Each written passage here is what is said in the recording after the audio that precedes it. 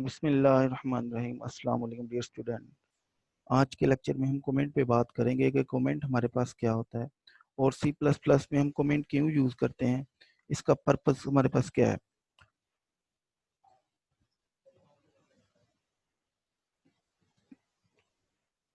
अब कमेंट जो होता है हमारे पास सी प्लस प्लस में, जो हम कोड लिखते हैं उसको एक्सप्लेन करने के लिए हम यूज़ करते हैं। यूज़र की रीडेबिलिटी इंक्रीज कर देता है, मतलब कि यूज़र को पता चल जाता है कि इस स्टेप में क्या प्रोग्रामर ने परफॉर्म करवाया है और इस स्टेप का क्या पर्पस है। जो पीस ऑफ कोड लिखा होता है उसके रिलेटेड हर चीज़ लिखी होती है कि ये पीस ऑफ कोड यहाँ क्यों लिखा है, इसके लिखने का क्या पर्पस है।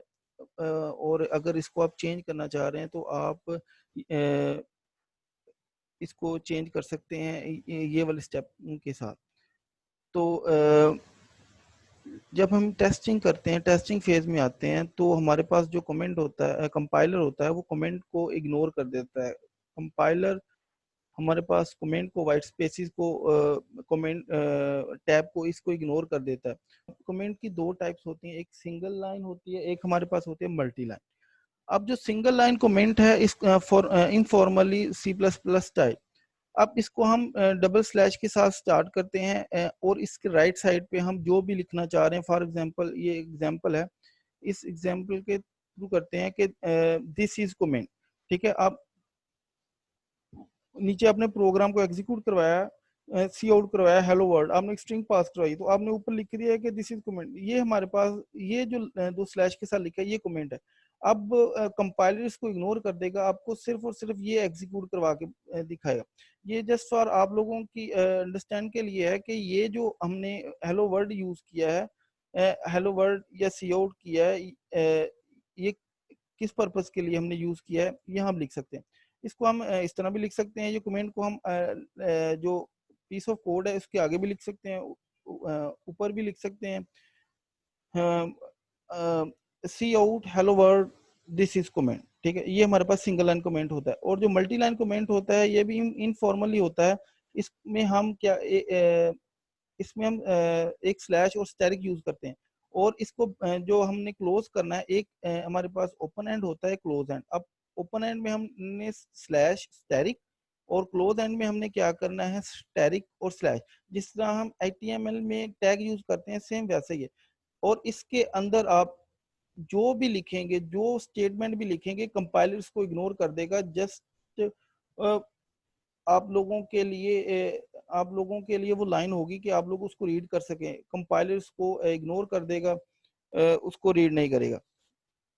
इसकी एग्जांपल है हमारे पास, ये लिखा है जी cout hello world. Example same है, सिर्फ कमेंट चेंज किए इसमें। अब देखें हमने slash asterisk, the code below will print the words hello world to the screen and it is amazing. अब ये एक लाइन लिखी है कि इसमें बताया गया कि हम इस स्क्रीन पे हेलो वर्ल्ड प्रिंट करना चाह रहे हैं और ये बहुत अमेजिंग है। ठीक है, अब अगर तो सिंगल लाइन कमेंट है, हम एक लाइन पे लिखना तो सिंगल यूज करेंगे, लेकिन अगर पैराग्राफ की फॉर्म में आ जाता है, मतलब कमेंट हमारे पास बहुत बड़ा है, हम 7-8 लाइनों पे, 5-6 लाइनों पे, तो हम क्या करते हैं, उसके लिए हम मल्टीपल लाइन कमेंट यूज करते हैं।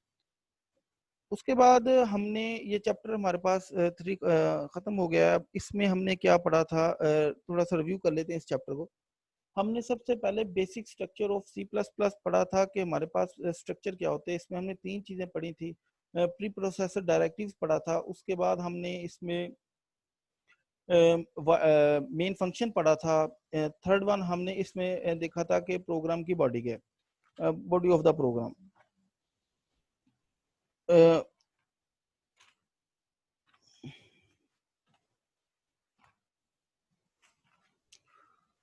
उसके बाद हम वेरिएबल्स पे बात करते हैं कि वेरिएबल्स हमारे पास क्या होते हैं।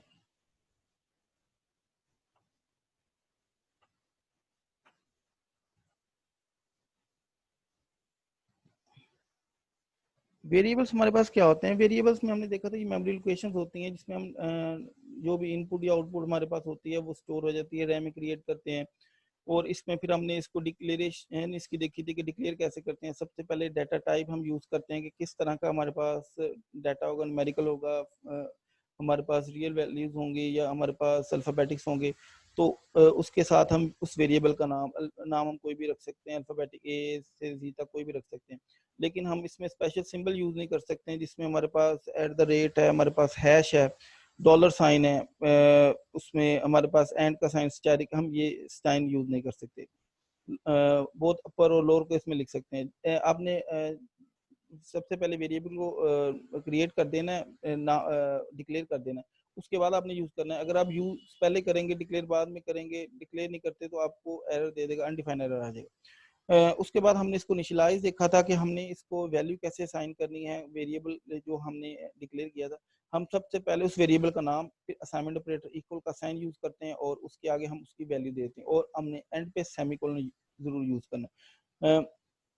फिर उसके बाद हमने बात की थी कांस्टेंट पे, कि कांस्टेंट क्या होते हैं। कांस्टेंट वो होते हैं जिसकी वैल्यू कभी भी चेंज होती, रन टाइम पे भी चेंज होती, लेकिन वेरिएबल की वैल्यू हमारे पास चेंज हो जाती है। अब कांस्टेंट में हमने दो टाइप्स पढ़ी थी, लिटरल कांस्टेंट और सिंबॉलिक कांस्टेंट। लिटरल हमारे पास प्रोग्राम कहीं भी यूज कर सकते, जैसे हमने एक स्ट्रिंग पास करी थी हेलो वर्ल्ड की। अब सिंबॉलिकली होता है सेम, जैसे हमने यूज किया था वेरिएबल में, कि सबसे पहले वेरिएबल का नाम डिक्लेयर करते हैं, उसके बाद वैल्यू साइन करते हैं, और थ्रू द प्रोग्राम हम उस वैल्यू को यूज करते रहते हैं। उसके बाद हमने पढ़े थे ऑपरेटर। ऑपरेटर हमारे पास क्या होते हैं? ऑपरेटर हमारे पास डिफरेंट ऑपरेशन परफॉर्म करवाने के, जैसे लॉजिकल ऑपरेटर है हमारे पास, अरिथमेटिकल ऑपरेटर है, बिट वाइज ऑपरेटर है। बिट वाइज ऑपरेटर हमारे पास क्या होते हैं? बिट वाइज ऑपरेटर में हम एंड, नॉट और एक्स और इस तरह के हम जो फिजिक्स में हम गेट वगैरह यूज करते हैं, वो हम एज ऑपरेटर हम सी प्लस प्लस में यूज करते हैं, एंड और ऑपरेटर। उसके बाद हमने इसमें इंक्रीमेंट ऑपरेटर और डिक्रीमेंट पढ़ा था, कि हम इंक्रीमेंट में हम एक जो वेरिएबल लिया होता है, उसमें एक उसकी वैल्यू में एक का एक ऐड कर देते हैं, और प्लस प्लस का हमारे पास साइन सिंबल होता है। उसके बाद हमारे पास हमने प्रीफिक्स और पोस्टफिक्स पढ़ा था इंक्रीमेंट ऑपरेटर में, कि pre before the variable value, हमने वैल्यू जो वेरिएबल की वैल्यू होगी उससे पहले हमने एक इंक्रीमेंट कर देना, और पोस्ट में हम आफ्टर द वेरिएबल हमने उसमें एक वैल्यू ऐड कर देनी है। डिक्रीमेंट में भी सेम हम इंक्रीमेंट की तरह काम करते हैं, लेकिन उसमें हम ऐड नहीं करते, हम सब्ट्रैक्ट करते हैं एक वैल्यू। प्रीफिक्स और पोस्टफिक्स सेम वैसे ही काम करती है जैसे हमारे पास इंक्रीमेंट में, लेकिन हम उसमें ऐड की बजाय हम एक एक वैल्यू बिफोर और आफ्टर क्या करते हैं, स्किप करते हैं। उसके बाद हमने आज कमेंट पढ़ा। को कमेंट हमारे पास क्या होता है? कोड को एग्जीक्यूशन करने के लिए, उसकी रीडेबिलिटी इनको इंक्रीज करने के लिए, यूजर की अंडरस्टैंडिंग के लिए, हम पीस ऑफ कोड के साथ सिंपल इंग्लिश में हम किसी भी लैंग्वेज में आप लिख सकते हैं, मल्टी लाइन और सिंगल लाइन और मल्टी लाइन कमेंट स्लैश डाल के।